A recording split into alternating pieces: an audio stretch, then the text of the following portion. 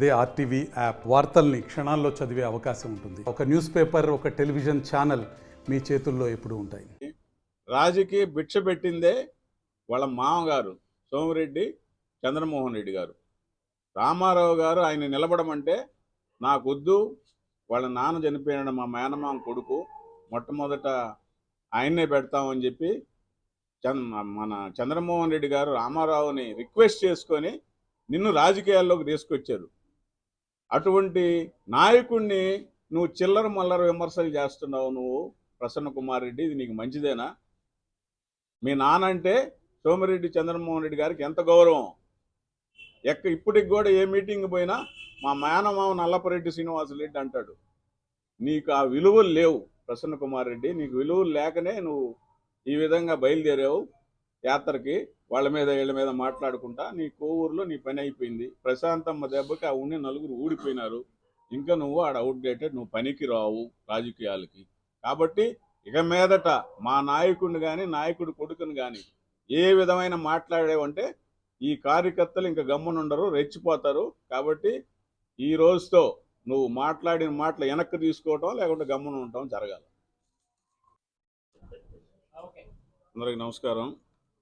నిన్న మన కాకాని గోవర్ధన్ రెడ్డి గారు జైల్లో ఉన్నాడని చెప్పేసి ఆయనకి సానుభూతి తెలిపేదానికి నల్లపురెడ్డి ప్రసన్న కుమార్ రెడ్డి గారు వాళ్ళ ఫ్యామిలీతో కూడా కాకాని గోవర్ధన్ రెడ్డి ఇంటికి పోయి ఆయన్ని పరామర్శించడం జరిగింది. ఆయన పార్టీ కాబట్టి తప్పేం లేదు, ఆయన పోవచ్చు, విచారించవచ్చు. మా కాకాని గోవర్ధన్ రెడ్డి అంత మా ప్రముఖ నాయకుడు లేడు. ఈయన ఆణిముత్యం లాంటి వాడు. ఆయన ఆణిముత్యం, ఈయన వచ్చి ఆణి పగడం. ఎవరు? ప్రసన్న కుమార్ రెడ్డి. ఈయన కోవూరులో దిక్కులేదు. ప్రశాంతమ్మ దెబ్బతో ఉన్ని నలుగురు ఊడిపోయినారు. ఈయన కట్టుకొని పాదయాత్రకు మొదలుపెట్టాడు. మొట్టమొదట పోయి కాకాని గోవర్ధన్ రెడ్డి ఇంట్లో కాకాని గోవర్ధన్ రెడ్డిని పరామర్శించి ఆయన గొప్ప నాయకుడు, ఆయన సర్వేపల్లిలో చేసినటువంటి గొప్ప గొప్ప పనులు ఈయన చెప్పుంటే బాగుండేది. ఆ బూడిద ఏ విధంగా దాన్ని ధ్వంసం చేసి దాన్ని ఏ విధంగా అమ్మచ్చో పిహెచ్డి చేశాడు ఆయన మామూలుగా సింహపూర్ యూనివర్సిటీలో. అదేవిధంగా టోల్ గేట్లు ఏ విధంగా పెట్టచ్చో గోవర్ధన్ రెడ్డిని మించిన తెలియగలవాడు ఇంకొకడు లేడు. కంటైనర్ టెర్మినల్లో ఏ విధంగా కంటైనర్ని బాడుగులు తీసుకుపోయి లారీలకి ఏ విధంగా పెనాల్టీలు వేయాలనో, ఏ విధంగా పర్సంటేజ్ తీసుకోవాలనో ఇవన్నీ పిహెచ్డి చేశాడు ఆయన. అది కాకుండా క్వాడ్జ్లో ఏ విధంగా క్వాడ్జ్ని అక్రమ క్వారీల్లో క్వారీయింగ్ చేసి ఏ విధంగా సంపాదించాలో గోవర్ధన్ రెడ్డికి బాగా తెలుసు. అక్కడ వరదాపురంలో జరిగిన సంఘటన అందరికీ తెలుసు. ఆ గిరిజనులు ఉండే దగ్గర ఈ క్వారీ పెట్టి ఆ క్వారీలో ఈయన రవాణా చేసినటువంటి ఖనిజం ఎన్ని వందల టన్నులు, వేల టన్నులు అన్నీ కూడా విజిలెన్స్ ఎంక్వైరీలో తేలింది. సోమిరెడ్డి చంద్రమోహన్ రెడ్డి, సోమిరెడ్డి రాజగోపాల్ రెడ్డి ఏం చేశాడు? ఆ గిరిజనులు కేసు పెట్టారు. నువ్వు చేసిన తప్పుడు పని, క్వారీయింగ్ చేసావు. లీజు లేని ఆ క్వారీని నువ్వు ఏ విధంగా దాంట్లో మెటీరియల్ తీస్తావు? తప్పు కదా అది. నువ్వు తప్పు చేసావు కాబట్టి కేసులో ఇరుక్కొని పోయినావు, మునిగిపోయావు. నువ్వు ఇరుక్కొని పోయి నువ్వు ముందు ఏం చెప్పావు? నాకంటే నాయకుడు లేడని నువ్వు జబ్బలు జరిచావు ప్రెస్ మీట్లు పెట్టి. నీ ప్రెస్ మీట్లకే భయపడిపోయారు జనం. అబ్బా, ఈయన ఇంత గొప్పోడే, గోవర్ధన్ రెడ్డితో తట్టుకోలేమనుకున్నారు. ఈ జబ్బలు జరిసిన నాయకుడు పత్తా లేకుండా కేసు పెట్టిన తర్వాత 60 రోజులు ఎక్కడ పోయాడో తెలీదు. ఈ వైసీపీ నాయకులు కానీ కార్యకర్తలు కానీ ఆయన నమ్మే పరిస్థితుల్లో లేరు. ఎట్ట నమ్ముతారు? ఒక నాయకుడి మీద ఒక ఆరోపణ కానీ ఒక కేసు కానీ వస్తే నిజ నిరూపణ చేసుకోవాలా. జ్యుడిషియల్గా కానీ లేదా కేసు పరంగా కానీ లొంగిపోయో లేదా బెయిల్ తెచ్చుకోనో మనుషుల్లో తిరుగుతూనే పనిచేయాలా. నువ్వు దాంకునే నాయకుడివి. నీకు మళ్ళీ ఈయనొచ్చాడు ప్రసన్న కుమార్ రెడ్డి, నీ దగ్గరకు వచ్చి సానుభూతి తెలుపు. నువ్వు వాళ్ళ నాయన మహానుభావుడు కాకాని రమణారెడ్డి, ఈ అంకయ్య గౌడు, ఆ పొదలకూరు ఏరియాలు అడిగితే రైతులు వాళ్ళ బాధలు వర్ణాతీతం. ఈయన మనుషులు పోయి ఆయన నిమ్మ చెట్లు నరికేస్తారు, ఆయన మనుషులు వచ్చి ఈయన మామిడి చెట్లు నరికేస్తారు. ఆయన పరిపాలన ఆ విధంగా ఉండింది. అప్పుడు ఈయనేదో శ్రీకృష్ణదేవరాయలతో ఆయన పొగడటం, ఈయన వచ్చి అశోక మహారాజు ఆయనతో ఈయన పొగడటం, మీరిద్దరు పొగడ్తలు అవుట్ డేటెడ్. మీరిద్దరు సర్వేపల్లికి నువ్వు అవుట్ డేటెడ్, కోవూరికి ఆయన అవుట్ డేటెడ్. ఇంకా మీరు చెమ్మా చెక్కే. ఇంకా ఏ పరిస్థితుల్లో కూడా మీరు గెలిచేది లేదు, పోటీ చేసేది లేదు. కాబట్టి మీరిద్దరి మీద ఉన్న కేసులు మీరు ఎదుర్కోండి, జ్యుడిషియల్గా కానీ లేదా పోలీస్ కేసులు ఎదుర్కోండి. అంతేగాని నువ్వు వచ్చేసి ఆయన కడిగిన ఆణిముత్యం, ఈయన కడిగిన పగడం ఎవరు చెప్పాలి? ప్రజలు చెప్పాలా? మీరిద్దరు చెప్పుకునేది అదే. కాబట్టి నీవు ఏదో రెడ్ బుక్ అన్నావు. రెడ్ బుక్ ఏం చెప్పాడు మన యువ నాయకుడు? ఏం చెప్పాడు లోకేష్ గారు? ఏదైనా మీరు తప్పులు చేస్తుంటే తప్పులు ఖచ్చితంగా మేము కేసులు బిగించి మీరు శిక్షార్హులు చేస్తామని చెప్పారు. మీరు తప్పులు చేయకుంటే ఎందుకు ఇరుక్కుంటారు దీంట్లో? మీ జగన్ దానికంటేనా, మీ రాజారెడ్డి రాజ్యాంగం కంటేనా? ఎంతమందిని మా వాళ్ళని బలి తీసుకున్నారు, ఎంతమందిని పోలీస్ స్టేషన్లో మగ్గబెట్టారు ఏ కేసు లేకుండా? మేము ఆ విధంగా చేయటం లే. చట్టం దాని పని అది చేసుకొని పోతా ఉంది. అంతేగాని నీ రెడ్ బుక్ లేదు, బులుగు బుక్ లేదు. ప్రసన్న కుమార్ రెడ్డి చెప్పేటి అన్ని ఆయన చెప్పిన అబద్ధాలు చెప్పకుండా చెప్తా ఉంటాడు. ఆయన్ని కోవూరులో నమ్మే పరిస్థితి లేరు. ఆయన ఒక కొత్త యాత్ర మొదలుపెట్టాడు. ఈయన కాకాని గోవింద్ రెడ్డి సర్వేపల్లి విచారిస్తాడు, గూడూరులో పోయి ఇంకొకరిని విచారిస్తాడు. ఆయన తిరుమలకి బయలుదేరాడు. ఆయన చాప్టర్ క్లోజ్ కోవూరులో.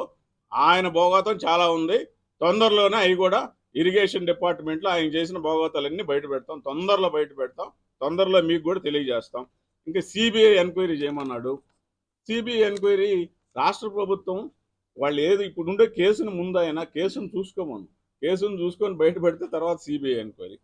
ఇంకా గోవర్ధన్ రెడ్డి ప్రెస్ మీట్లు పెట్టే పరిస్థితి కూడా నేను ఉండదనుకుంటున్నాను. నేను కార్యకర్తలు కూడా ఎవరు నమ్మరు ఆయన్ని. ఎందుకంటే ఆయనకే దిక్కు లేకుంటే వైసీపీ కార్యకర్తలు ఆయనే నమ్ముతారు. నమ్మే పరిస్థితి ఇంకొండదు. ఆయన కూడా ఈయన రాజకీయాల నుంచి విరమించుకోవడం మేలు. ఈయన మన ప్రసన్న కుమార్ రెడ్డి అయితే ఆయన సత్యారుచినుడు పక్క ఇంట్లో నేను ఉన్నాను, ఈయన ఆ పక్క ఇంట్లో ఉన్నాడు, వీళ్ళందరూ దోసుకొని తింటున్నారు సర్వేపల్లిలో కోవూరులు అంటున్నాడు.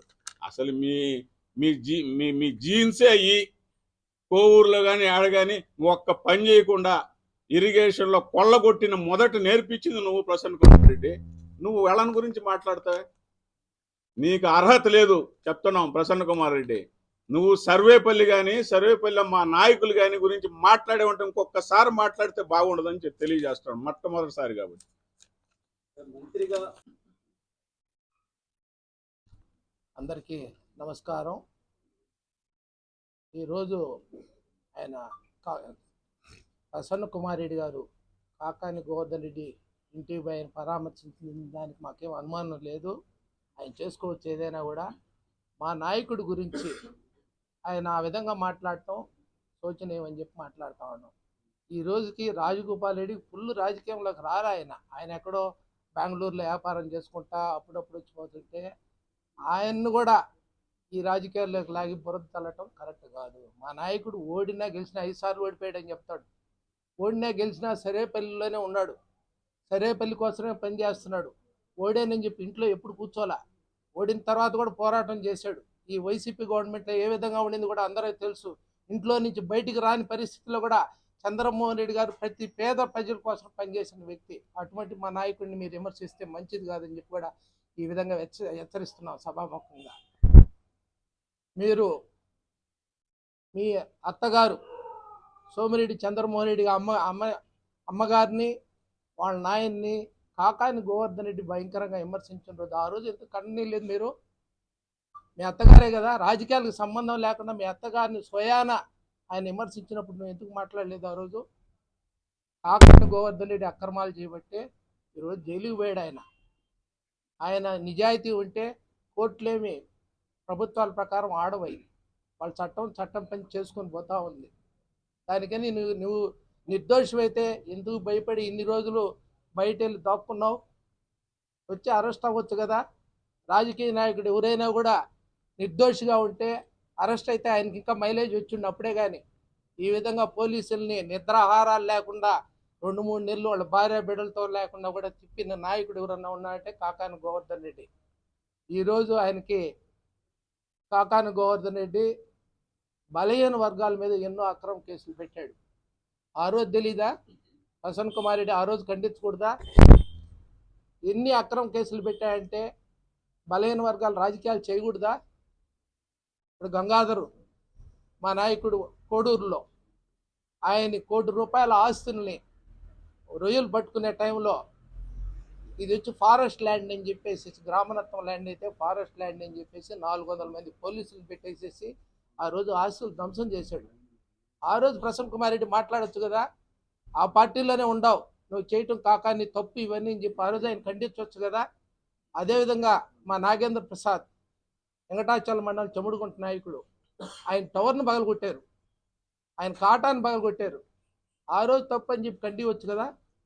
ఇవన్నీ చేసిన బలహీన వర్గాల మీద చేసిన దాడులే ఆయన ఈరోజు దేవుడు ఈ రూపంలో ఆయన మళ్ళా కూడా నువ్వు చేసిన తప్పుకి ఈరోజు శిక్ష అనుభవిస్తూ ఉన్నాడు. అవి తెలుసుకోండి. ఇంకొకసారి చంద్రమోహన్ రెడ్డి అక్రమాలు, చంద్రమోహన్ రెడ్డి బాగా సంపాదించుంటే మన ఎలక్షన్ కోసం ముందే టికెట్ రాదా ఆయనకే? డబ్బు లేదనే కదా ఈరోజు డబ్బుతోనే రాజకీయం నడుస్తుంది, అందరికీ తెలిసిన విషయమే. అది లేదనే కదా ఆయన టికెట్ లేదు. చంద్రమోహన్ రెడ్డి కొడుకు కొత్తగా రాజకీయాల్లోకి వస్తున్నాడు, ఇద్దరి మీద ఎందుకు బురద జల్లుతావు? ప్రసన్న కుమార్ రెడ్డి గారు, ఇది కరెక్ట్ కాదు. ఎప్పుడైనా కూడా మీరు మాట్లాడింది మేము ఈ విధంగా తప్పని చెప్పి తీవ్రంగా ఖండిస్తూ ఉన్నాం.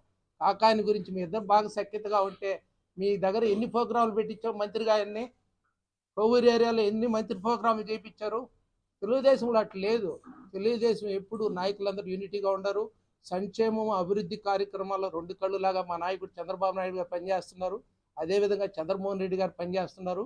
ఇంకోసారి ఓడినా కూడా అమెరికా ప్రెసిడెంట్ 8 సార్లు ఓడిపోయి తర్వాత ప్రెసిడెంట్ అయినా ఆయన ఉన్నాడు. అన్నిసార్లు ఓడిపోయాడు అని చెప్పి రాజకీయాలకు దూరంగా లేడు. చంద్రమోహన్ రెడ్డి గెలిచాడు, మంత్రిగా పనిచేశాడు. తర్వాత దురదృష్టం ఆయన నియోజకవర్గాలు మారినా కూడా అయ్యి ఉండేవాడే, కానీ నేను సరేపల్లిలోనే ఉంటానని ఇక్కడే పనిచేశాడు. ఈరోజు కూడా పేద ప్రజల గుండెల్లో ఉన్నాడు.